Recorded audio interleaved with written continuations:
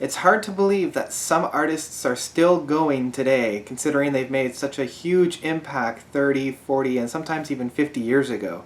And this seems to be one of them. Rattle that lock, lose those chains. Rattle that lock and lose those chains. The legendary guitarist David Gilmour is back for another effort with Rattle That Lock. It's a full-length album that the artist has dropped. Most people know him as part of the creative collective that was Pink Floyd. Very few people don't know his influence. If you don't know the name, you at least know the tunes. Most notably, his greatest effort post-Pink Floyd was On an Island, released in 2006. And this, to date, is still one of my favorite albums in terms of its subtlety and its subdued nature. It's a very quiet album.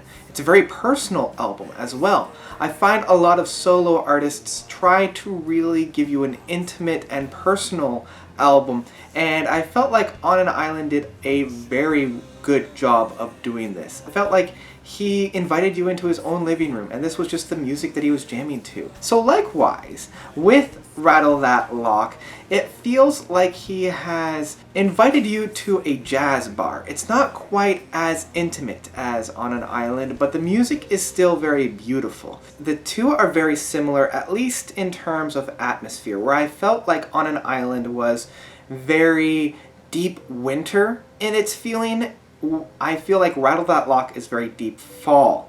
And I'm not sure if you'll understand what I'm saying, but that to me is what it feels like. It feels like a deep fall day. So we have a lot of that atmosphere that David Gilmour is really good at presenting us, that we've heard on an Island and a lot of his past works, and even with Pink Floyd. And we heard that influence with mixing and really revising a lot of those tunes for Pink Floyd's The Endless River.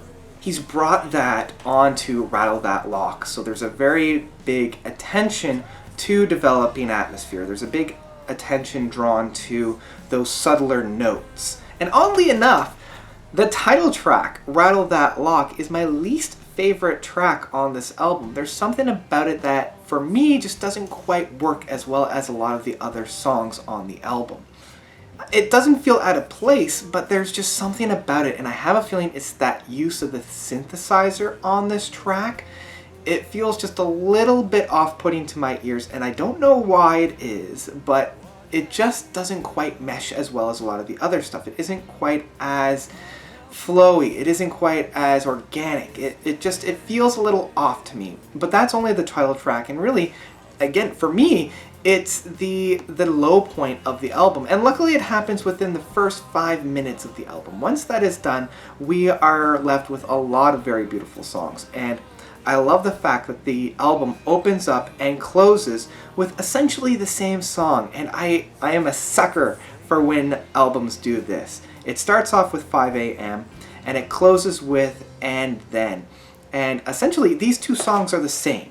They're the same in the background noises and the supporting instruments on this. The only difference is how intense the guitar is. The intensity of 5 a.m. is very, very subdued. There's not a whole lot, and Gilmour only introduces you to a lot of the themes of the album. Whereas with And Then, he not only revisits those themes, but he really fleshes them out. He really puts them center stage and lets them grow.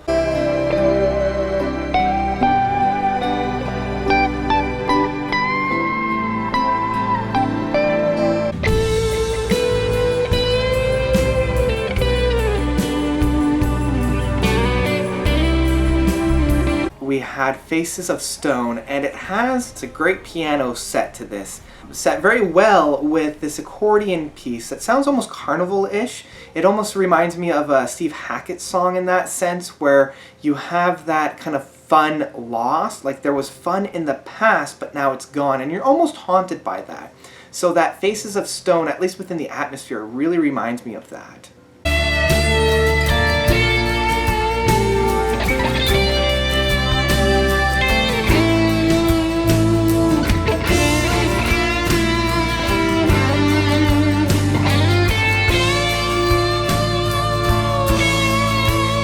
And if you want to talk about the harmonizations that David Gilmour is really good at.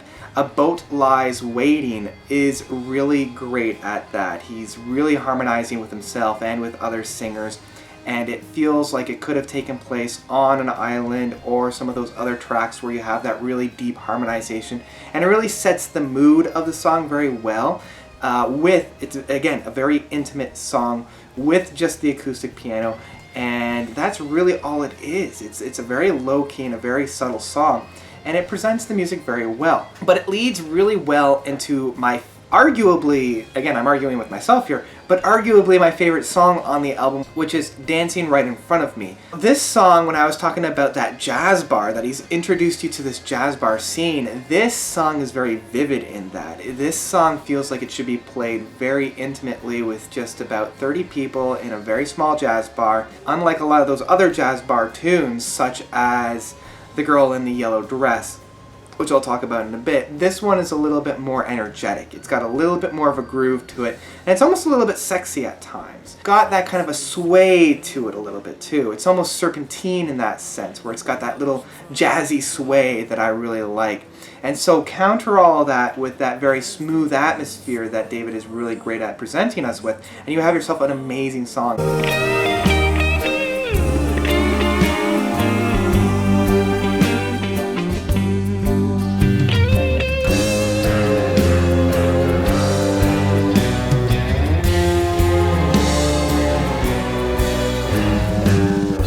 So speaking of The Girl in the Yellow Dress, this again is a very bluesy, or a very jazzy, bluesy kind of a feel, you know, that very smoky jazz bar that I've been talking about so often.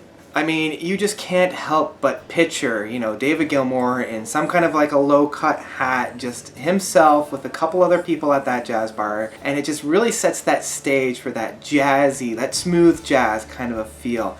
And if we had Dancing Right in Front of Me closing the first half of the album, Today closes the second half. And again, it's a bit of a louder song. I'm not a big fan of it. I feel like some of those higher vocals of the song, it doesn't quite jazz well with the rest of the album. It's a little bit disjointed in that sense. But I do like that thumping atmosphere that it has, you know, that energetic, just to make sure that the listener isn't falling asleep, to those that aren't familiar with this kind of a subdued type of song. So it's not quite as atmospheric, it's just kind of there to have fun. It shows David Gilmour is able to still play the guitar very well. So all in all, closing this whole review up, I love this album, but it did take me a while to really get into it. When I first heard it, I was a little bit disappointed, especially with the masterpiece that was On an Island. This one, it does take a little bit of time just to get into it. But after a few listens, it does grow on you, and I know that this album will grow over time. I know that this is one that bears repeating multiple listens to. But overall, the overall presence of this album is a little bit lacking in what I know David Gilmour is able to do. I don't think he set out to write this album. I think this is just a whole bunch of songs that he had in his head that he really wanted to flesh out and put onto an album. This is more of an afterthought than anything else in my mind.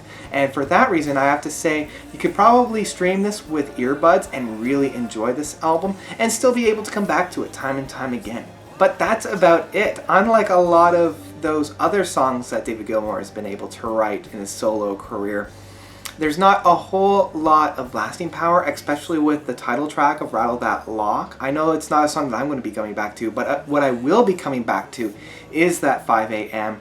and Then. Those songs I'll definitely be coming back to, as well as Dancing Right in Front of Me. That is a beautiful song that I know I'll be coming back to time and time again. So what did you guys think about this album? Does it have that lasting power now that it's been out for a couple of weeks? Have you just kind of listened to it and thrown it back on the shelf? Let me know by commenting below. And again, thank you so much for watching. It's always a pleasure doing these. If you want me to review an album, let me know, comment below, and I'll take a look at them. Whenever anybody recommends an album, I always give it a listen. I might not review it, but I'll definitely give it a listen, so comment below and let me know. And that's it. Notes out.